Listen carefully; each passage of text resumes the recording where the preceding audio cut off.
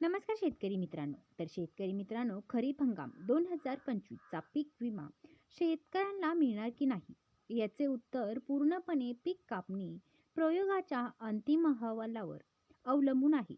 शासनाने निश्चित केलेल्या उंबरठा उत्पादनापेक्षा जर कापणी प्रयोगातून हाती आलेले अंतिम उत्पादन कमी आढळले तरच शेतकऱ्यांना विम्याचा लाभ मिळतो.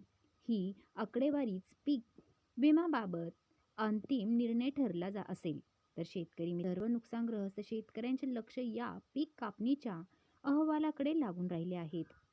आकडेवारी संकलनाची सध्याची स्थिती आणि अंतिम मुदत.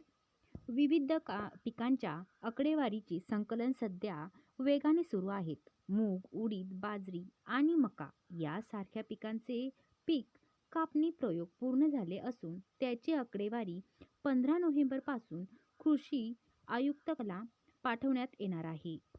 शेतकरी मित्रांनो, सध्या सर्व लक्ष सोयाबीन पिकाच्या आकडेवारीकडे आहे. सोयाबीनचा अंतिम पीक कापणी अहवाल 15 डिसेंबरपर्यंत शासनाकडे सादर करणे बंधनकारक असते.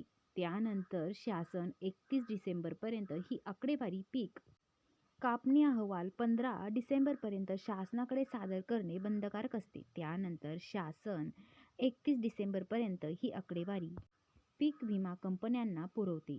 नियमानुसार विमा कंपनी ही आकडेवारी मिळवल्यानंतर 3 आठवड्याच्या आत पीक विम्याचे वितरण सुरू करणे अपेक्षित आहे. मित्रांनो, कापूस आणि तूर पिकासाठीचा कालावधी. सोयाबीनच्या अंतिम आकडेवारीचे काम सध्या अंतिम टप्प्यात असून ते 15 डिसेंबरपर्यंत पूर्ण केले जाईल. मात्र कापूस आणि तूर यासारख्या पिकांसाठी पीक कापणी प्रयोग फेब्रुवारीपर्यंत चालतात, कारण कापसाची पहिली वेचणी सुरू आहे आणि दुसरी वेचणी बाकी असते.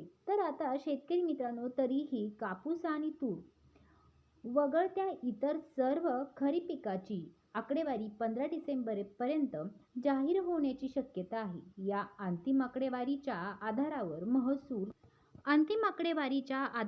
महसूल मंडळ आणि तालुका स्तरावर ज्या भागामध्ये उत्पादनाचे मोठे नुकसान झाल्याचे दिसून आलेले आहे, त्या भागातील पात्र शेतकऱ्यांना पीक विम्याचा लाभ मिळू शकतो. शेतकरी मित्रांनो, अशाच नवनवीन अपडेटसाठी आपल्या चॅनलला सबस्क्राईब करा. धन्यवाद.